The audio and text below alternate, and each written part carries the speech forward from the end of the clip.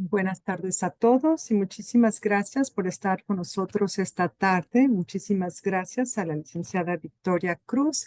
Vamos a iniciar en un minutito y mientras se van conectando algunos otros colegas. Voy a dar lectura a el la biografía un poquito de nuestra invitada de honor el día de hoy.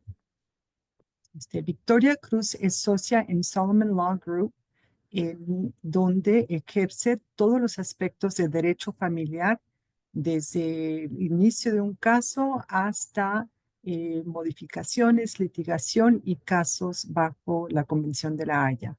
Ella es egresada con su Juris Doctor de Stetson University College of Law y es miembro de la Barra del Estado de California, donde también lleva casos en la Corte de Distrito en Florida. Es miembro fundador de Tampa Hispanic Bar Foundation, donde actualmente es secretaria de esta fundación. Muchísimas gracias por estar con nosotros, Victoria, esta tarde. Muchas gracias a todos los que están conectados el día de hoy, a nuestros alumnos que estamos viendo por ahí en las pantallas. Si nos hacen el favor de abrir sus cámaras para tener una conversación esta tarde con la licenciada, y les pido que durante la presentación mantengan su micrófono cerrado y si pueden ir escribiendo todas las preguntas que puedan tener, las vamos a ver hasta el final de la presentación para darle el mayor tiempo a Victoria. Bienvenida, Victoria. El micrófono es todo tuyo. Muchísimas gracias. Gracias a ustedes por tenerme esta tarde y por compartir conmigo mi pasión de justicia juvenil en Estados Unidos y sobre todo por darme la oportunidad de conversar y educar, que siempre es bueno aprender de cómo se practica derecho en muchos otros lugares. Justicia criminal y especialmente justicia juvenil en Estados Unidos es un área donde hay muchos sentimientos encontrados, ¿verdad? Porque a través de todo el mundo usualmente escuchamos de muchos casos donde hay muchos jóvenes que están cometiendo unos crímenes muy serios y en especial en Estados Unidos se ha visto una tendencia a lo que se ha conocido como masacres, usualmente es en la escuela, y recién hace ni siquiera 2 semanas atrás ocurrió en la Universidad del Estado de la Florida. Usual, Obviamente nosotros pensamos que al enviar a nuestros niños, nuestros hijos a una escuela primaria, a una escuela superior y eventualmente a una universidad es un santuario donde pues van a estar seguros y protegidos y ha ocurrido muchísimas incidencias donde han habido estas masacres y muchas personas piensan que el primer caso en Estados Unidos fue el Columbine case que todo el mundo conoce. Irónicamente, el primer caso no fue un varón, sino una hembra, y no fue el caso de Columbine, sino un caso en San Diego, y fue una joven de escasamente 15 años que simplemente la justificación que dijo fue que no le gustaban los lunes y no le gustaba la escuela y tiroteó a varias personas en la escuela primaria y hirió a varios niños y asesinó al principal y a uno de los guardias que estaban en la escuela. Y con ese trasfondo les pinto que en Estados Unidos, en realidad, el sistema de justicia juvenil se originó en 1890 y fue cuando comenzó Estados Unidos a recibir muchos inmigrantes y tenían muchos niños que no sabían qué hacer con ellos, quedaban huérfanos o en algún momento dado los padres decían que no podían hacerse a cargo, no podían alimentar a los niños. Mayormente no era que no se comportaban bien y no los podían cuidar, sino que la situación económica estaba tan severa y había una depresión económica tan increíble que no podían mantener a los niños. y entregaban a los niños al gobierno y el gobierno entonces tenía todos estos niños y basado en la motivación de mantener a estos niños ya o en la escuela o bajo un regimiento escolar y disciplinario estricto, se comenzó a desarrollar el sistema de justicia juvenil. Espero poder compartir el PowerPoint sin problema, pero si no, le pido ayuda a Ruby que me ayude a compartir el PowerPoint. Deje ver si puedo.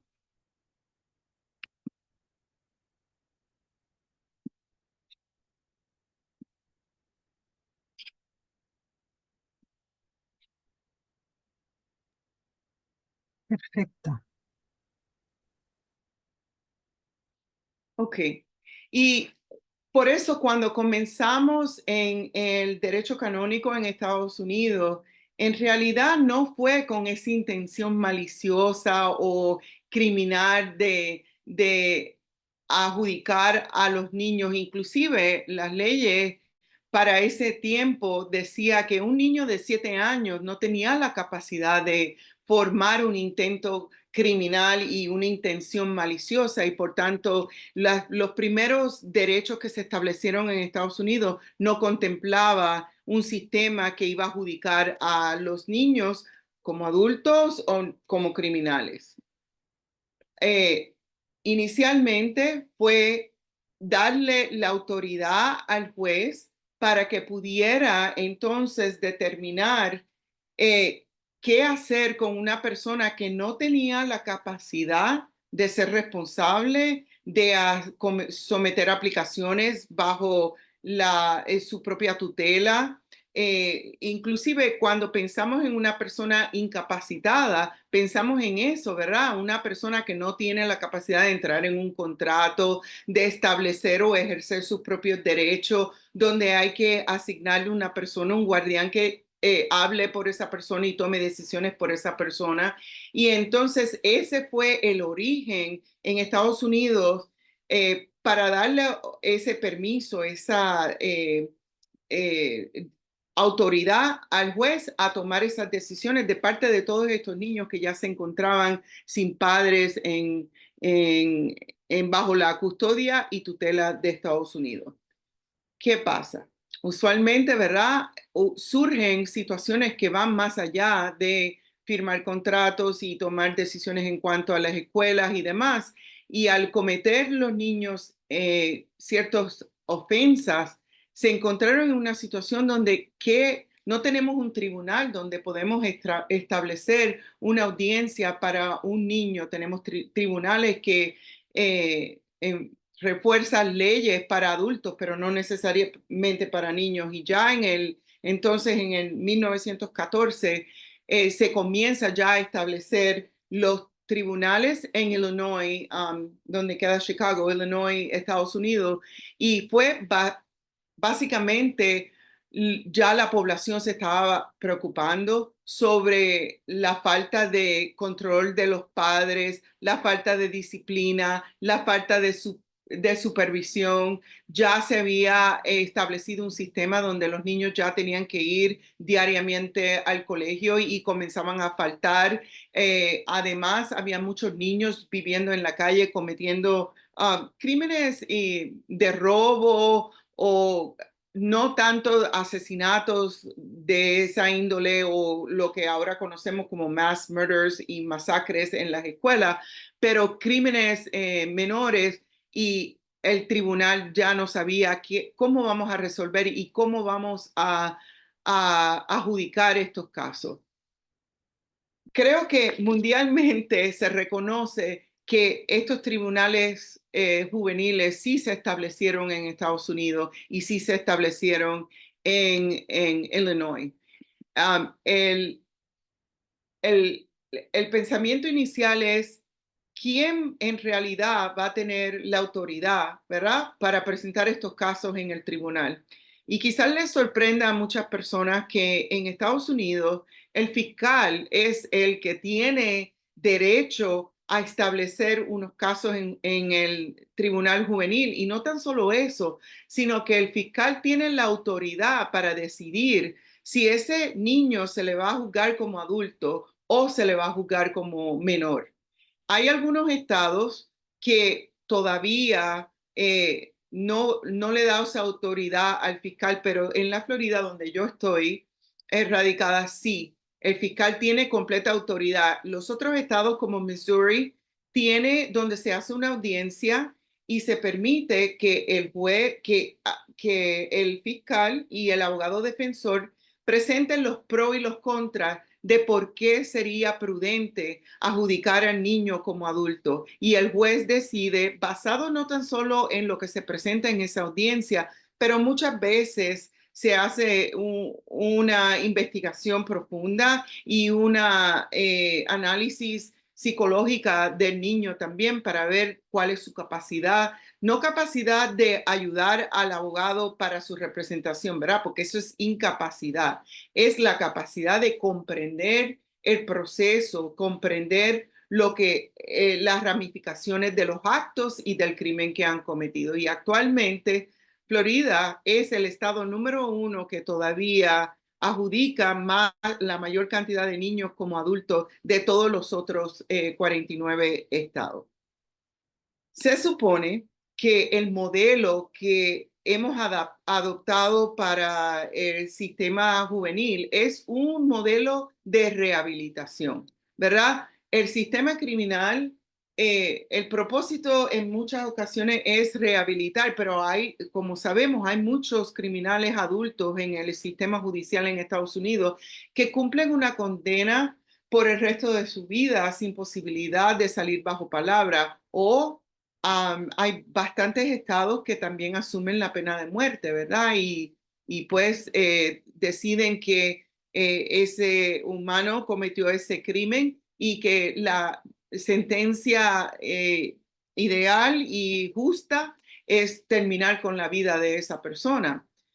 Por tanto, un niño, bajo todas las otras condiciones que le voy a explicar pronto, eh, estaban confligidos o con conflictos. ¿Qué vamos a hacer? ¿Cómo vamos a aplicar un sistema judicial criminal a un menor de edad cuando hay ciertas incapacidades y ciertas condiciones? ¿Por qué no desarrollamos más bien un sistema de rehabilitación con la intención de darle las destrezas, el apoyo que necesita ese juvenil para nuevamente ingresarlo a la sociedad?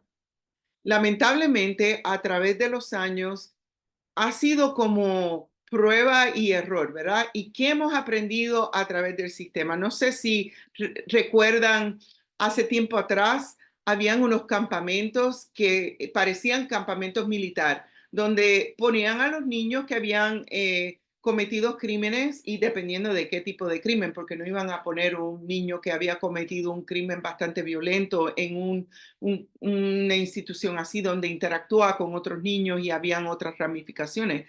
Pero era como un campamento militar donde se le daba, era un modelo bien estricto, se levantaba a cierta hora, comía a cierta hora, solamente iban al baño cuando pedían permiso, dormían en camas que parecían militar y en Estados Unidos, especialmente en la Florida, hubo un caso donde uno de los reclusos de los niños que estaban ahí en una facilidad de juvenil tenía escasamente 14 años, murió por deshidratación porque lo tenían castigado al sol potente de la Florida si no podía consumir agua, no podía comer, esa era parte de su castigo, parte de la disciplina y murió. A raíz de eso, en el 2006, estos campamentos militares con el propósito de rehabilitar juveniles ya no funcionó y se descartó. A través de los años también hemos aprendido qué pasa con personas que cometen ofensa en contra de los niños, ¿verdad? Por ejemplo, el Kayla-McKean Child Protection Act de 1999 fue una acta que se presentó para que las personas que tuvieran ya expediente de ofensores sexuales hacia los niños que fueran registrados, para que ya hubiera un consenso y todo el mundo supiera que no, esta persona no se puede exponer a niños porque ya ha abusado de otros niños. Y casualmente, debo decirle que los tres casos, las tres actas que se han adoptado, Jessica Lunsford, que se conoce como Jessica's Act, se ha adoptado en Inglaterra. Han salido todos de la Florida. En la Florida hay muchos casos inusuales. El caso de Jessica Lunsford fue el caso donde hubo una persona que ya había cometido varios crímenes en contra de varios niños, niñas en particular las había violado, había cumplido una sentencia y por alguna razón u otra lo dejaron ir bajo el pretexto o la explicación de que tenía un problema mental y se mudó cerca de esta niña y la secuestró, se la llevó literalmente a 2 puertas de donde él vivía, la violó varias veces en la noche y la enterró viva y cuando rescataron el cuerpo supieron que la habían enterrado viva porque ella había tratado de hacer rotos en la bolsa plástica donde la había puesto para enterrarla. A raíz de ese caso del 2005, el Departamento de Familias y Niños en el estado de la Florida se reestructuró completamente.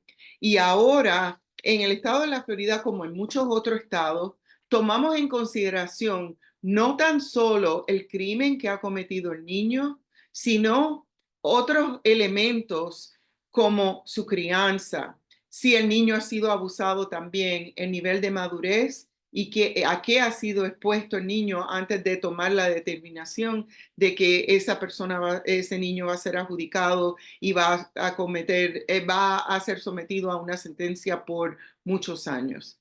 Um, Debo explicarle para aquellos que no saben, en Estados Unidos, uno de los casos más grandes en Estados Unidos que otorgó el derecho a representación legal se llama Gideon versus Mainwright.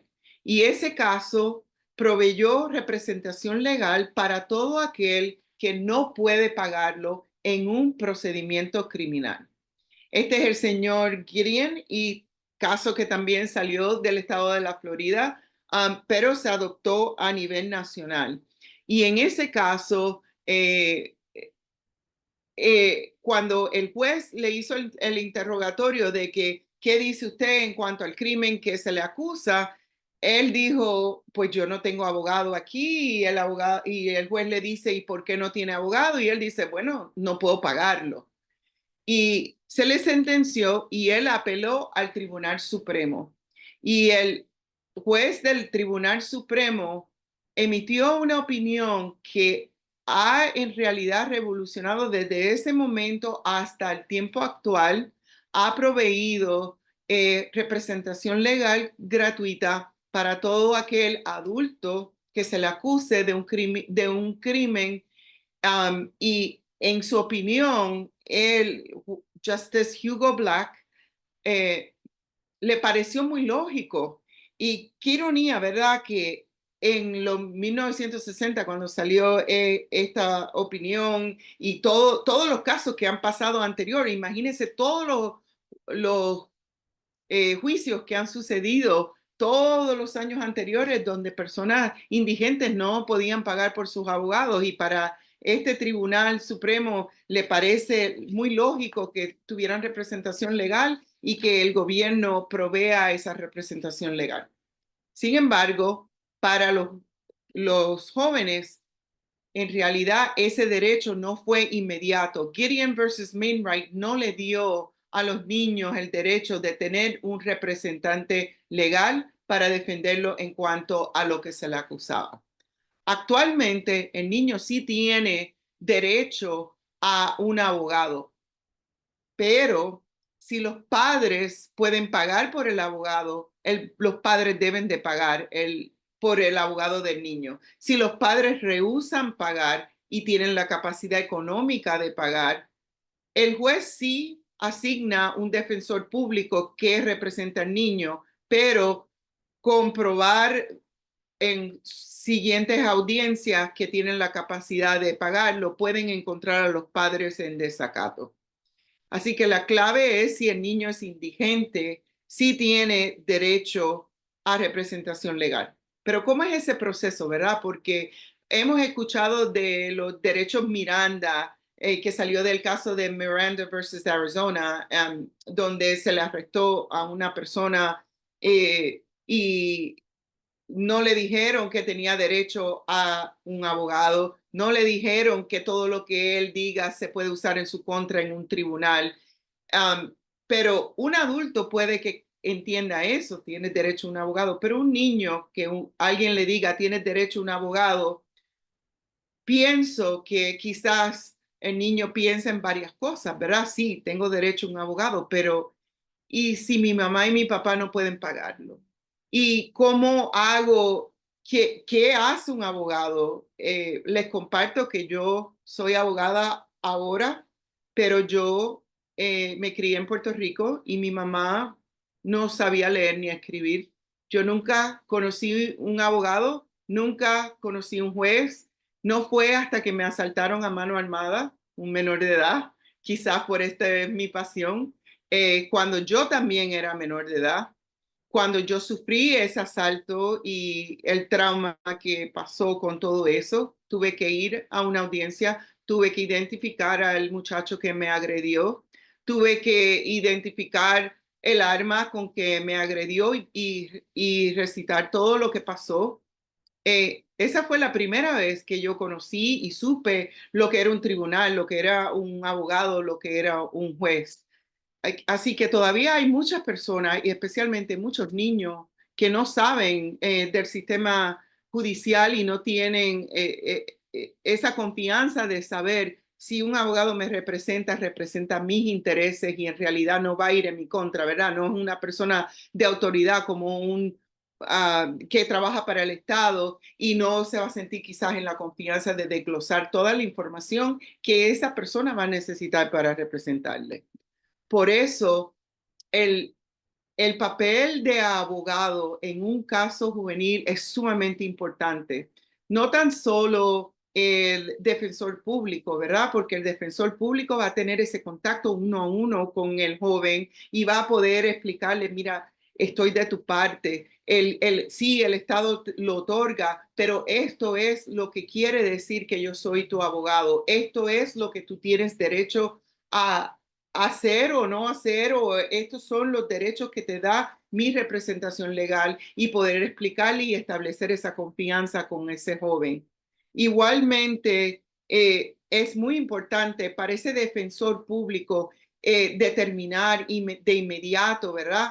Cuáles son las metas y los intereses del joven y tener esa conversación y reconocer que el cliente del abogado, del defensor público, es el niño, no el padre del niño. Y que el niño, el cliente, es el que va a decidir bajo las leyes de Estados Unidos que se va a declarar culpable, va a aceptar los cargos, va a pelear. Por tanto, los objetivos y de la representación deben ser muy claras y deben de ser también muy sencillas para que el joven entienda. Es muy importante también, especialmente en el mundo en que vivimos hoy, que el defensor público también explique las ramificaciones de lo que sucede si se declara culpable o si sufre una condena o si se encuentra culpable en otras áreas de derecho. Porque actualmente lo que pase en un tribunal criminal tiene impacto en inmigración, ¿verdad? Especialmente si el joven es indocumentado y está luchando por un estatus legal, milicia, si quiere después unirse a la milicia de Estados Unidos, si quiere solicitar a la Academia de la Policía y tener un portar arma, eso afecta también. Inclusive hay muchos estados en Estados Unidos que si obtienen una licencia de conducir o no, es un beneficio que es afectado por un caso criminal. Y es importante que el defensor público entienda el impacto que tiene en todas esas otras áreas y no va a saber si no tiene una buena conversación con el niño, si no sabe cuál es su estatus inmigratorio, si no sabe cuáles son sus metas, sus intereses. Igualmente, el fiscal tiene un papel muy importante, ¿verdad? Porque cuando miramos a los fiscales y el rol del fiscal es nuestro representante en la sociedad, a asegurarse que todos los ofensores criminales sean adjudicados culpables si han cometido una ofensa para proteger a la comunidad y a la sociedad. Y se supone que el fiscal esté envuelto en todos los procedimientos que el Estado tiene un interés. Y tiene que ser un apasionado, ¿verdad? Y someter el interés del Estado, pero a la vez proteger la sociedad. Y es un balance que tiene que tener todo el tiempo. En adición a eso, el fiscal se encarga de determinar cuáles son esos casos que amerita una adjudicación legal. En Estados Unidos es el fiscal que decide cuáles casos se presentan en el tribunal, no el juez y no la comunidad pública. Muchas veces los casos lamentablemente se llevan a cabo en ¿cómo es que digo yo? El tribunal de la opinión pública, porque quizás hay un caso que es tan agravado que el social media, la prensa, la comunidad, dicen esto es tan horrible que tienen que hacer algo, pero usualmente se supone que el fiscal lo evalúe basado en las evidencias que hayan presentado si son suficientes y cierto procedimiento que ya han hecho los primeros pasos para asegurarse de que es un caso viable, en buena fe y que están acusando a la persona correcta. Con eso les adelanto. Yo les compartí a los de la Universidad de San Diego que hace muchos años atrás yo viajaba con mi niño en España. Y eso fue el origen para mí de todo lo que se desarrolló después. Tengo el recorte del periódico, pero fue en el 2015. Y cuando estaba en el lobby, estaba leyendo el periódico y había un niño que había matado a su maestro y lo mató con un ballester eh, y le logró tirar dos armas, pero la foto de la primera plana, que era lo que yo esperaba ver al niño, ¿verdad? Porque eso es lo que pasa aquí en Estados Unidos. El fiscal dice se va a adjudicar como adulto y ya el otro día sale en la primera plana del periódico y no sé cómo protegemos el sistema judicial y la integridad del sistema si ya todo el mundo ha visto la cara de quien cometió la ofensa. Pero en esta primera plana, fue en Barcelona, habían las espaldas de toda una fila de niños con los morrales y las chaquetas todas levantadas y formando un túnel. Y me estuvo curioso y leí el artículo y aprendí que en España los menores de edad se adjudican como menores y por tanto hay que proteger la identidad del menor. Y todos los niños que estaban alineados, se veía al otro lado la prensa y ellos estaban protegiendo con sus cuerpos y los morrales la identidad del niño que iba pasando, que se lo iban a llevar. Y eso realmente me sorprendió muchísimo porque, como le expliqué, eso no es algo que sucede en Estados Unidos. Les va a sorprender saber que en el estado de la Florida nosotros tenemos leyes que dice que un niño de cualquier edad, puede ser a discreción del fiscal adjudicado como adulto. Eso quiere decir que un niño de 5 años, si el fiscal piensa que el crimen es severo y que amerita juzgarlo como adulto, puede peticionar y se le va a juzgar como adulto. Y por tanto, los casos que tenemos actualmente, el caso del juvenil más joven que ha sido adjudicado como adulto, que fue a la edad de 12 años, que es Christian Fernández, y yo tengo una presentación en cuanto al caso de él porque es bien inusual.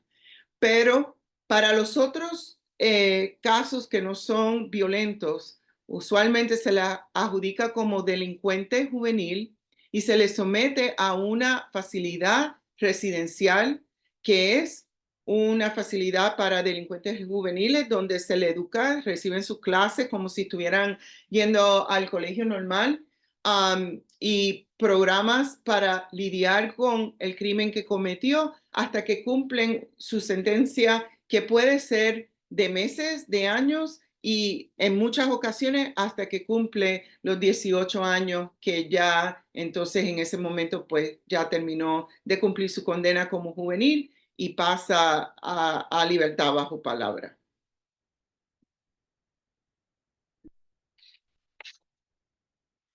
En Estados Unidos se conoce mucho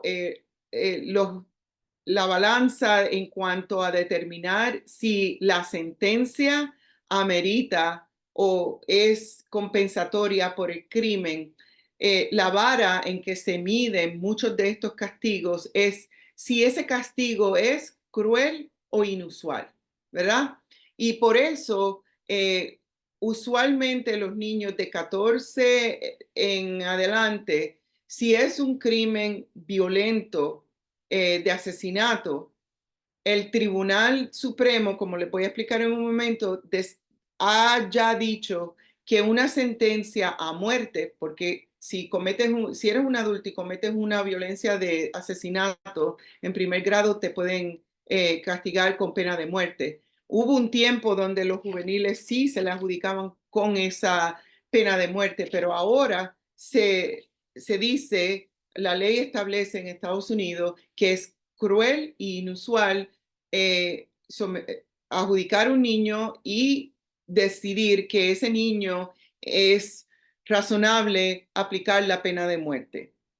Y les voy a explicar por qué. Esto se originó básicamente en el linaje de casos que hemos tenido. Pero antes que lleguemos a esos casos y al caso de Cristian Fernández, hay muchas cosas que cuando representamos a menores de edad o cuando el sistema está viendo a niños cometiendo crímenes, que violentos o no violentos, que hay que tomar en consideración. Es eh, el círculo que tengo ahí es lo que se conoce en Estados Unidos como el círculo de violencia doméstica. Y si, si analizamos el trasfondo de los niños, hay muchas cosas que quizás contribuyen a la falta de control de impulso o quizás la manera en que el niño está reaccionando violentamente o quizás justifica en cierta medida los actos que ha cometido. Por ejemplo, nosotros en Estados Unidos hemos visto muchos problemas de violencia doméstica con soldados que regresan de la guerra y ahora en muchos de los Estados Unidos hay tribunales que establecen tribunales solamente para miembros de la milicia que han caído o en dependencia de drogas o dependencia de medicamentos o alcohol o violencia doméstica. Y esos tribunales se dedican exclusivamente no a adjudicar y encarcelar al militar, sino a adjudicar y dar tratamiento psicológico y social para que el miembro de la familia se pueda rehabilitar en cuanto a lo que ha sido expuesto, el trauma que ha visto allá, pero también reintegrarse a la familia. También tenemos el síndrome de la persona que ha sufrido el abuso, pero especialmente las tres últimas que dejé, el tráfico humano ha sido increíble en Estados Unidos. No tan solo tráfico humano en cuestión de vender los niños sexualmente, pero laboral. Y en Tampa, donde yo estoy, es una de las 10 ciudades mayores en Estados Unidos de tráfico humano.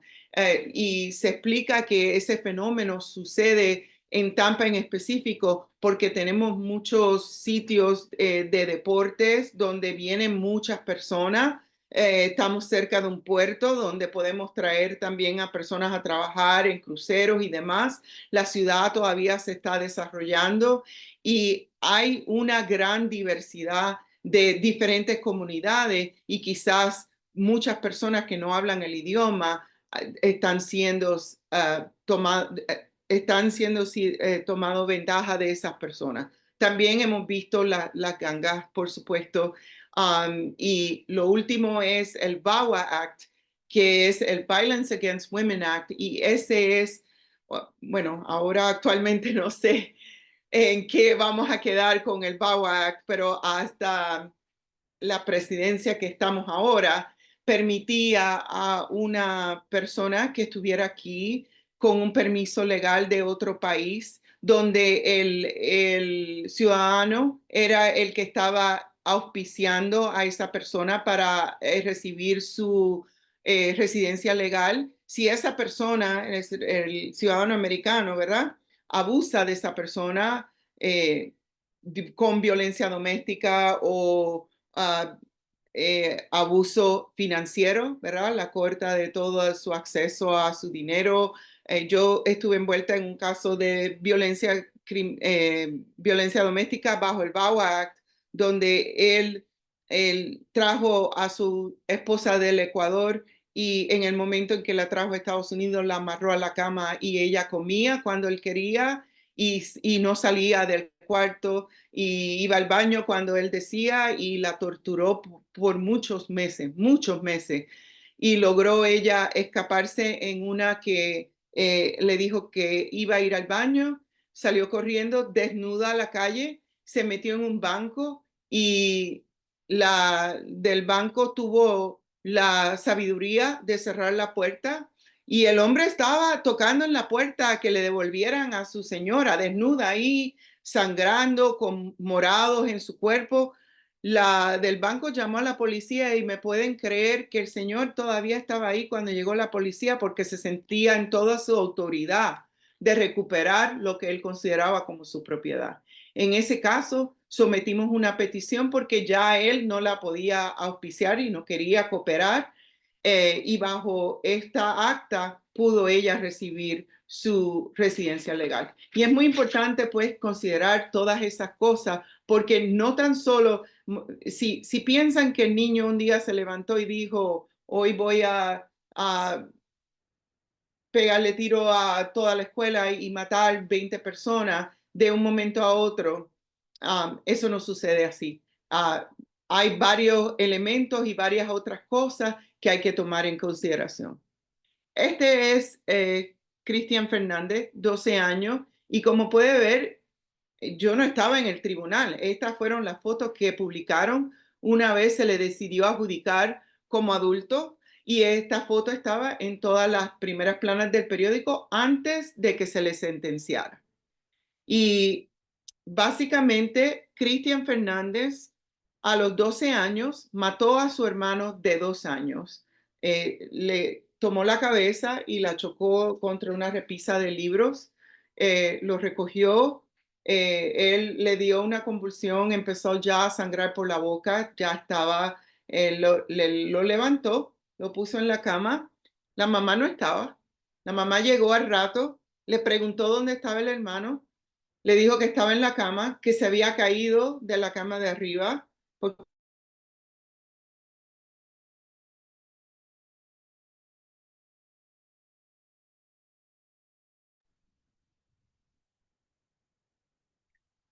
Creo que estamos teniendo un problema técnico. Espero se pueda conectar la abogada Cruz. Discúlpeme, no sé qué pasó, pero me cambió a otra computadora. Lo único Aquí, no aquí puedo, seguimos.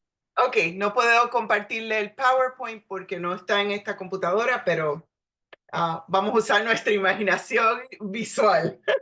La mamá le preguntó qué le había pasado. Él le dijo que se había caído de la cama y pasaron unas 7 horas del niño inconsciente en la cama cuando finalmente la mamá decidió llevarlo a sala de emergencia y ya estaba que no pudieron hacer nada por él y a las 2 o 3 horas ya estaba brain dead, ya su mente no había estado sin oxígeno mucho tiempo y murió. La situación era este niño de 12 años comete esta atrocidad, ¿verdad? Y el fiscal decide hay que adjudicarlo como adulto. y comienza el proceso del juicio.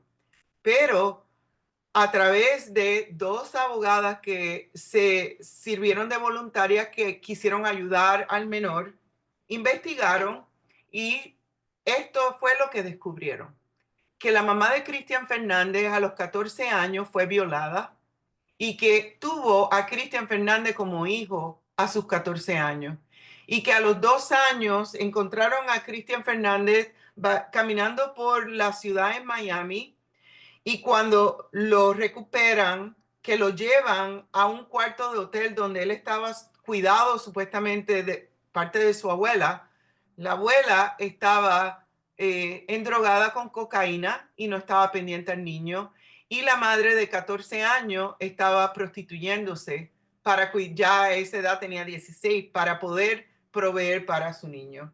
En adición, durante la vida de Cristian Fernández fue abusado sexualmente y la pareja de su mamá le había dado tantas palizas que no tengo la foto para mostrarle, pero una de los ojos de él, la retina se despegó y tiene ahora físicamente un ojo despegado.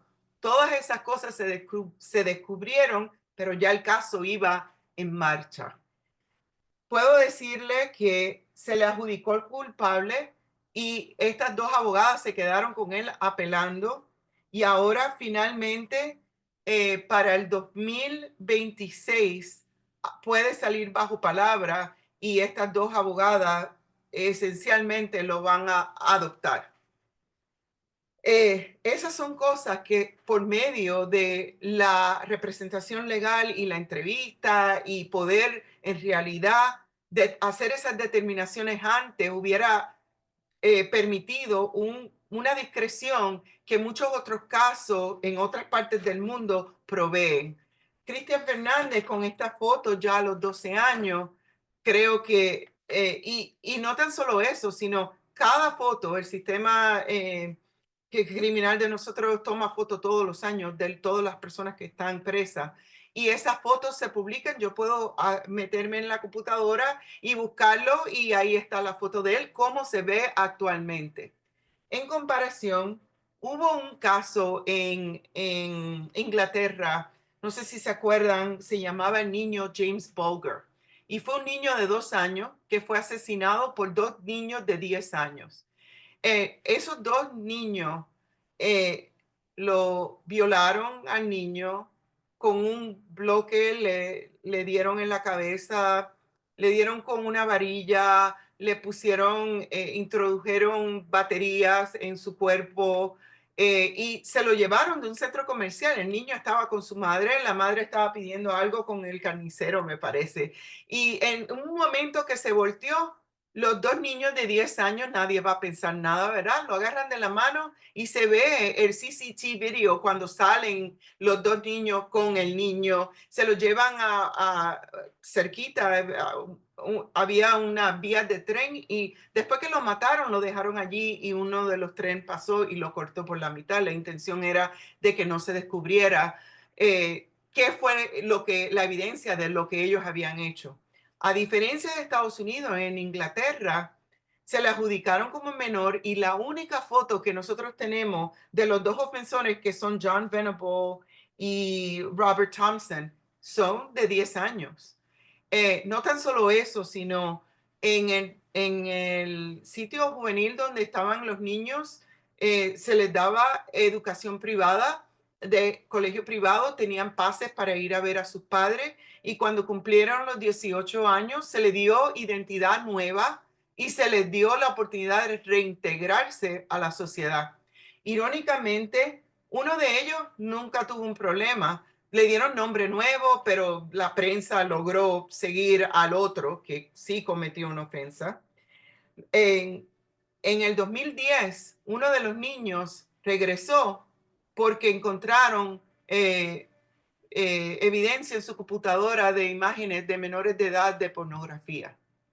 Lo ponen preso nuevamente, sale a los 2 años y en el 2017 vuelven y lo arrestan y esta vez porque tiene imágenes violentas contra niños en su computadora. Y le advierto, cuando salió la primera vez le dieron una identidad nueva en Inglaterra. Lo arrestan y cuando lo dejan ir en el 2013 le dan una identidad nueva segunda vez, ¿verdad? Y ya cuando lo arrestan en el 2017, ahora en el 2028 está nuevamente para reevaluarse si lo dejan ir. Y si eso ocurre, le van a dar una identidad nueva porque esa es la ley en Inglaterra y no, obviamente no en Estados Unidos. Ahora, esta noción de que los niños tienen derecho a representación legal, les va a sorprender también saber que hay muchos niños que dicen que no, que ellos prefieren ser adjudicados como adultos. Y se preguntarán por qué es eso. Adjudicarse como juvenil quiere decir que no hay fianza y te pueden tener detenido por tiempo indeterminado hasta que se adjudique el caso. También, como joven, no va a haber jurado, ¿verdad? El juez va a decidir. Y pienso que muchas personas balancean, ¿verdad? Y dicen, quizás tengo más posibilidad de apelar a la simpatía y a la compasión de 6, 12 miembros de jurado y prefiero tomar esa oportunidad y hacerlo en vez de dejarlo en manos del juez. En adición, como adulto sí te dan fianza y puedes ir y estar con tu familia y tratar de establecer tu defensa bajo otras circunstancias y otras presiones. No obstante a eso, esa concesión de que sí quiero que me adjudiquen como adulto tiene que ocurrir bajo un consentimiento informado. Y eso quiere decir que las partes tienen que sentarse con el joven, explicarle todos los pros y contras y darle una oportunidad al niño de entender el proceso y tomar una decisión basado en su entendimiento. Y en adición a eso, tenerlo por escrito. Y esa aplicación de tenerlo por escrito ha sucedido y pasó también en el caso de Cristian Fernández. Hay un video en YouTube donde se le interroga a Cristian Fernández y estratégicamente asignan a una policía femenina, ¿verdad? Porque él nunca en realidad ha tenido ese apoyo de su mamá y demás, y ella es más suave, se sienta con él y le dice, mira, esto es tus derechos de Miranda, y lo que quiere decir esto es, pues que si tú no puedes pagar un abogado, que el Estado te lo va a asignar y que tú no tienes que hablar conmigo, pero en verdad es importante que converses conmigo porque yo te puedo ayudar y si tú me dices a mí lo que pasó, podemos ayudar a tu hermano, ¿verdad? Porque no sabemos qué fue lo que pasó y tú eres el único que estabas ahí. Y basado en ese interrogatorio, él firmó 12 años sin abogado, sin nada, y ya ustedes saben de las consecuencias. Todo esto para decirle que en Estados Unidos nuestro sistema necesita ayuda. El sistema no es el sistema ideal. Si usted se imagina el sistema criminal, hay muchas veces que se le adjudica una persona culpable y después a los años sabemos que era inocente y el Estado tiene que pagarle. Bueno, un adulto que quizás comete un crimen a los 50, 60 años, si está preso por 10, 15 años, ¿verdad? Pero imagínese un niño de 12, 10 años cuando se está desarrollando y se le somete a una condena de cadena perpetua, es casi una pena de muerte, porque qué vida va a tener un niño, ¿verdad? Después que sale. Los casos primordiales en Estados Unidos son 3. ¿Cuánto tiempo tenemos? Yo creo que tenemos unos 2, 3 minutitos para permitir algunas preguntas Ok. al final. Ujú. Ok, pues solamente le voy a compartir que los 3 casos, uno es Miller versus Alabama, el otro es In Ray Gold y el último nuevamente del estado de la Florida,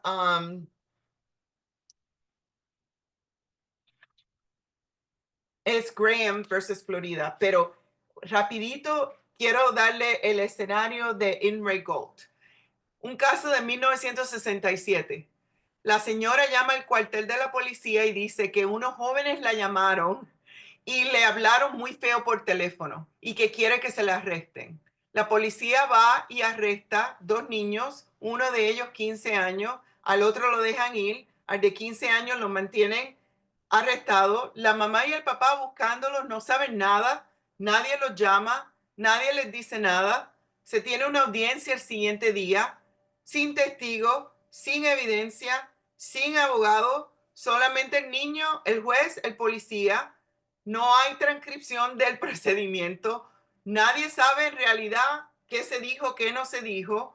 En una audiencia subsecuente, siguiendo una segunda audiencia, el juez dice, bueno, yo recuerdo que él confesó que él sí llamó y lo sentenció a 6 años. 6 años y no tuvo la oportunidad de confrontar a la persona que le acusaba. Y ese caso de 1967 revolucionó que ya los niños entonces tienen esos derechos a confrontar a su acusador, de tener una audiencia, de tener representante legal. Bueno, muchas gracias y ahora sus preguntas. Muchísimas gracias por este tema tan importante, tan interesante y que nos preocupa a todos. Muchas gracias por compartir toda tu experiencia, tu conocimiento y hasta por allí algunas experiencias propias con nosotros. Por allí debe de estar también Ruby, que nos va a apoyar en las preguntas que tienen en el chat. Pero muchísimas gracias, Victoria, y nada más les quiero compartir a todos que están con nosotros, que pronto se va a unir al claustro de profesores aquí en University of San Diego. Entonces, bienvenida y nos dará mucho gusto recibirte en este nuevo año escolar. Rubí. Hola, buenas tardes. Bueno, muchas gracias. Victoria, gracias por esta charla. Pues veo comentarios, todavía no veo preguntas, a ver si por aquí nos ayudan. Bueno, hablan de lo excelente de la ponencia. Eh, Carlos pregunta por qué pasan estas cosas. Definitivamente estamos de acuerdo con esa pregunta que no, seguro no tiene respuesta, es algo terrible. Pero si por aquí tienen preguntas, la doctora Gabriela Aldana acaba de levantar la mano. Si tenemos 2 minutitos, si prefiere escribirlo o abrir el micrófono, adelante. Gracias por la excelente ponencia. Muchísimas gracias, súper interesante y de verdad lo llevó muy bien el desarrollo. Únicamente su opinión acerca del caso que usted mencionó en Inglaterra, donde a estos dos menores de 10 años que violaron, que mataron al menor de 2 años. Eventualmente los medios de comunicación, cuando conocieron el veredicto, hablaron o mencionaron que no era a los dos niños a los que se tenían que juzgar, sino a la sociedad a la que se tenía que juzgar porque ellos eran el producto de la sociedad. ¿Cuál es su opinión al respecto? Ay, eso es una pregunta tan difícil porque debo decirle tantas veces, no tan solo en justicia juvenil, en casos criminales, en muchas otras circunstancias, nos preguntamos muchas veces, ¿es naturaleza o es la crianza, verdad? Y es la sociedad. En realidad, lo comparo con los dos jóvenes que cometieron los asesinatos de Columbine, que mataron a muchísimos niños.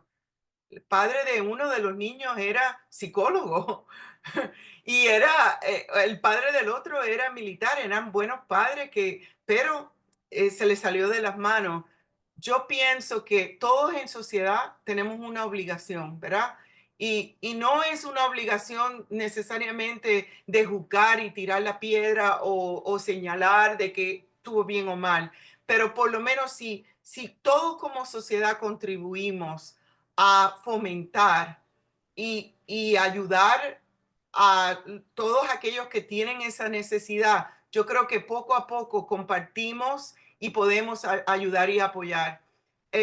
Sé que quizás Ruby piensa que la pregunta de cómo pasan estas cosas es una pregunta difícil. Creo que se ve más, y es mi opinión obviamente, pero creo que se ve más ahora y más que nunca porque tenemos tanta diversidad de cultura en Estados Unidos y no tenemos esa voz fuerte que deberíamos de tener.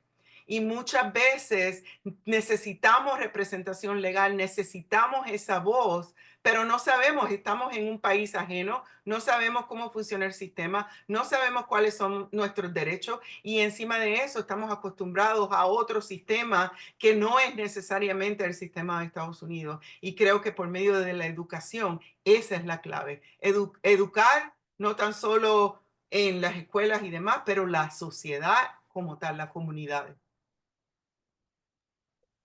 Muchísimas gracias. Estamos a un minutito, así que, bueno, ya le iba a poner falta a Reina por no haber hecho una pregunta, pero bueno, levantó la mano, así que queda salvada, porque Reina siempre nos hace preguntas, pero todas han sido súper excelentes. Sus comentarios, sus preguntas, Victoria, de verdad, muchas gracias. Mi último comentario, ya nada más para cerrar, gracias a todos los que nos acompañan como cada tarde.